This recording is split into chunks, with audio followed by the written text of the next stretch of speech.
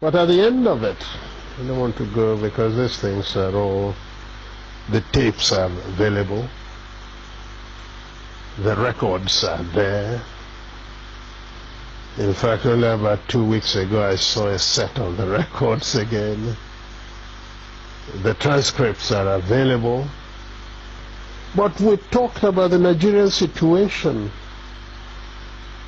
and certainly at the end everybody says, oh, you told them this, you did that. The fact was that our case was so clear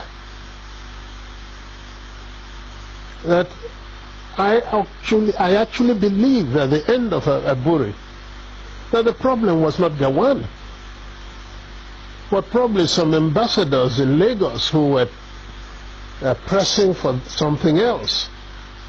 Because we understood each other. We agreed on every single point. The drafting was, in fact, my chief secretary with 2 other chief secretaries from the other side. They said, no, and drafted and agreed. We looked at it, we agreed. General Ankara read over the whole report again to us at the end, asked us if we wanted to amend anything. No. At the end of all that, the position was so good that actually Ankara drove Jack, Gowon and myself to the airport. Jack was sitting on his left, I was sitting on his right. He was in the middle. And in the course of that journey, at a point, General Ankara shook his head and said, oh, thank you. Thank you. If only we can go on like this, everything would be all right. I believe I was the one. As I do now from time to time, I go for the dramatic. Suddenly I picked up Gowon's hand, put it on Ankara's lap, brought my other hand, placed it on it, and I said, General, sir, hold us together, I want to say something. So General Ankara put his hand on top of the 2 hands, and I said, General, I want to assure you that I am totally satisfied with everything we said. I will even go further and say to you something I did not say at the conference, and that is that once we have implemented everything we have said, I would ask you for one favor and one favor only, and that would be to be the one to propose Jack Gowon as a head of state of Nigeria. It was a 2-day conference of peers and old mates, but its aftermath produced even further controversy. When we came back and Ojukwu did not go to make the statement he made first, virtually giving the impression that we've agreed for a confederation to move apart, etc., which was really not in exactly that.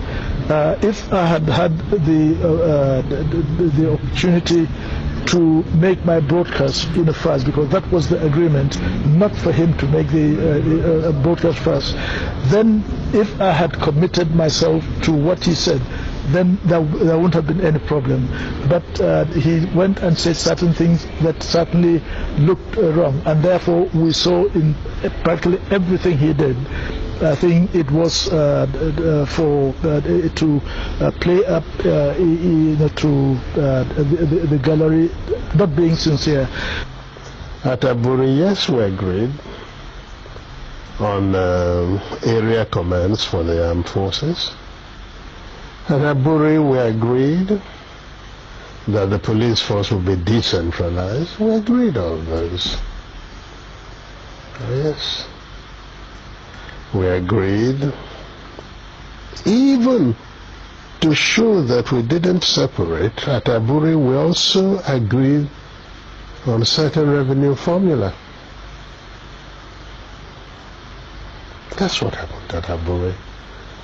Aburi again, because I always end up, it sounds odd today, but I always end up by saying I must have been naive, because I believed actually that would be the end.